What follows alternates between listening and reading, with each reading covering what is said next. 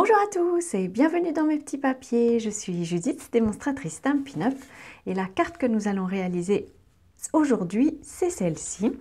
Alors, elle m'a été inspirée. Je vais en profiter pour vous montrer les cartes qui ont été faites par les copines dans le cadre de notre swap. Je vous en ai déjà parlé. Alors, voici la carte que Joël a réalisée. J'aime beaucoup. C'est un set de tampons qui est extraordinaire pour quand on aime le coloriage. Le coloriage, ça a des vertus thérapeutiques. C'est merveilleux. Celle-ci, c'est la carte de Virginie. J'aime beaucoup son format un peu original. Et puis, alors, ce set de tampons, il est vraiment très joli, avec des petites décorations toutes simples, mais qui font vraiment leur effet. Merci Virginie. Et puis voici celle de Valérie, avec un air des îles. Je trouve qu'en ce moment, ça fait du bien. J'aime beaucoup l'ancrage aussi derrière. Voilà, alors j'ai été inspirée par ces fleurs et puis par les petits brillants pour faire la carte que nous allons réaliser ensemble aujourd'hui. Elle a été faite avec le set de tampons qui s'appelle Plein de bonheur. Et en fait, je me suis inspirée aussi des cartes qui sont dans le catalogue, page 121, mais j'ai eu envie d'en faire une version plus simple pour en profiter aussi pour vous montrer quelques trucs sur l'alignement des images. Alors, c'est donc une carte très simple qui ne nécessite que du papier, de l'encre et des tampons. Alors, j'en profite aussi pour vous montrer mon petit truc. Alors, ça, c'est une pochette qui n'est pas vendue par Stampin' Up, mais la pochette importe peu, à vrai dire. Voici le truc que j'ai emprunté à l'entreprise. Je vous mettrai les références dans la vidéo qui développe ce petit sac. En fait, je fais une carte par set de tampons et je tamponne toutes les images qui existent dans le set de tampons. Pendant très longtemps, je me suis dit que c'était le genre d'opération un peu fastidieuse qui ne me servirait pas vraiment. Et en fait, ça me sert quasiment tous les jours. Dès que j'ai besoin surtout d'un souhait ou d'une illustration particulière, plutôt que d'aller voir la tête penchée dans mon stock de tampons pour trouver l'image qui me correspond, j'attrape ma pochette, je feuillette un peu tout, ça me permet de voir la taille des images, etc. Et alors pour les sets de tampons, comme celui qui nous intéresse aujourd'hui, ça me permet aussi de faire mes essais, mes repérages d'images.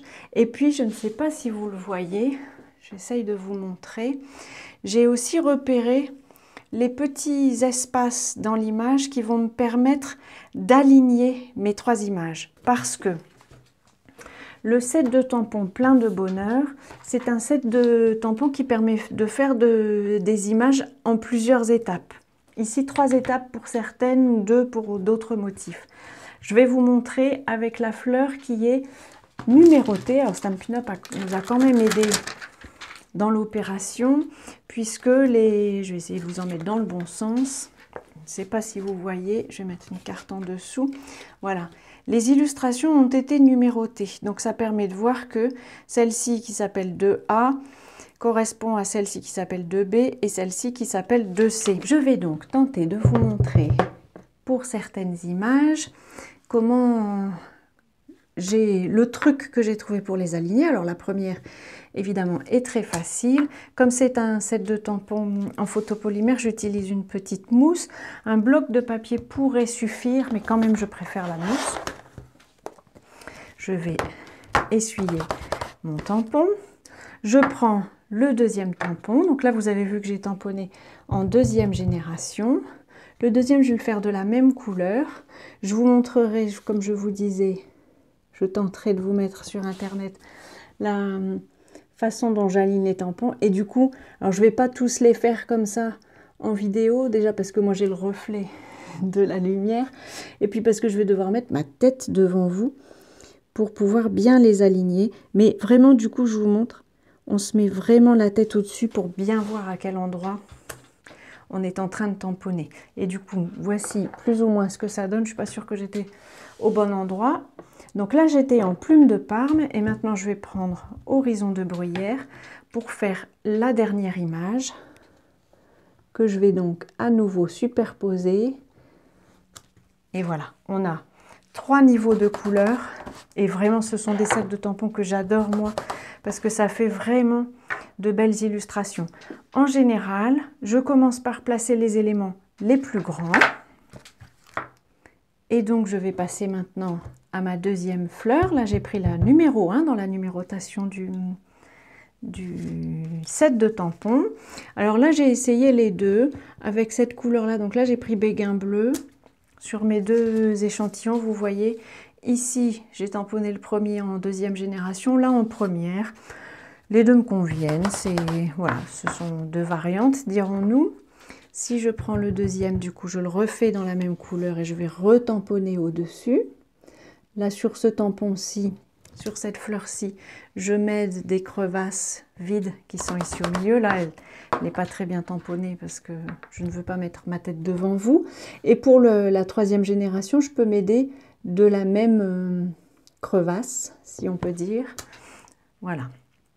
Par contre, oui, je me suis trompée, j'ai pris la même couleur, mais sur mon prototype, j'avais pris Mystérieuse Brume avec un peu d'application. Voilà, on arrive vraiment aux bonnes couleurs. Je vais faire la troisième fleur.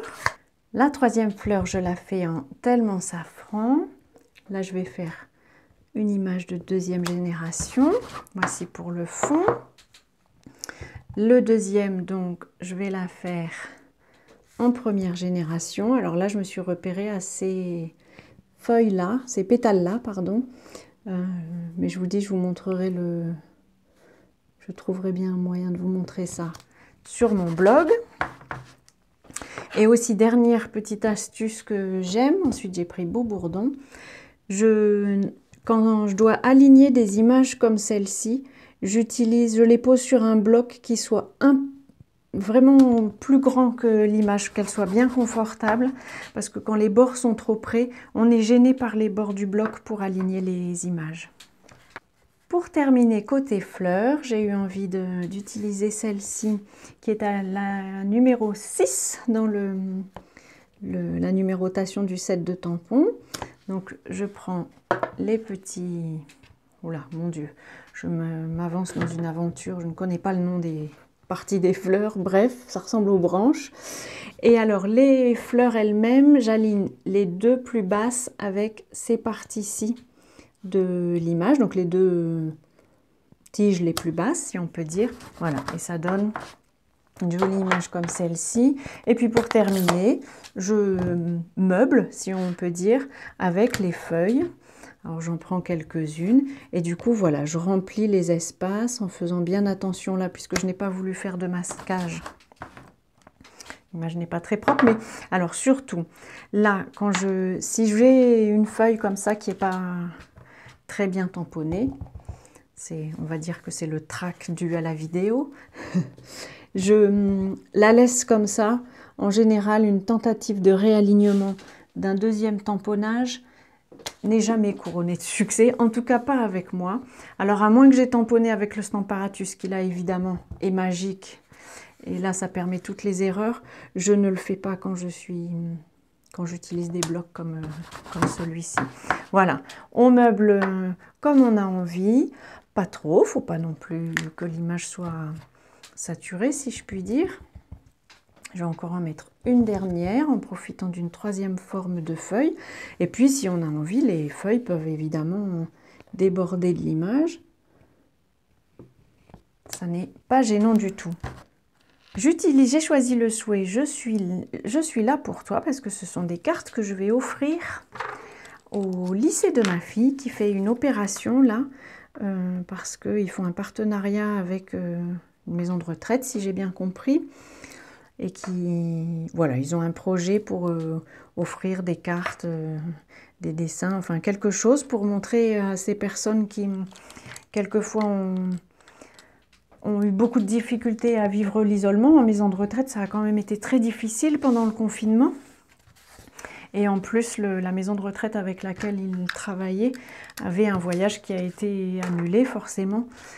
Et du coup, voilà, ils ont eu envie de lancer un projet comme ça, j'ai trouvé ça extra et donc j'ai envie de faire une série de cartes du coup qui serait assez rapide à réaliser mais quand même avec une petite attention et je trouve que les petits brillants que je viens de rajouter sont les bienvenus. J'ai choisi des couleurs un peu bleu clair, des bijoux classiques Cristal du Rhin Joyeuse Fête. J'aime beaucoup ceux-là, vous voyez qu'il ne m'en reste plus beaucoup, je vais devoir en racheter. je vais vous remontrer mes autres cartes et puis vous me direz quelle couleur de bijoux vous préférez. Là, j'ai mis des bijoux perles et puis là, ce sont 2 couleurs de ce lot d'ornements, d'embellissement. Voilà, je vous remontre aussi les cartes des copines sur le thème floral aujourd'hui. J'espère que toutes ces cartes vous inspireront les vôtres. Si c'est le cas, envoyez-moi des photos. Évidemment, toutes les fournitures, les mesures, etc. se trouveront sur mon site comme d'habitude. Et d'ici à notre prochaine rencontre créative, je vous souhaite de belles journées créatives et je vous embrasse.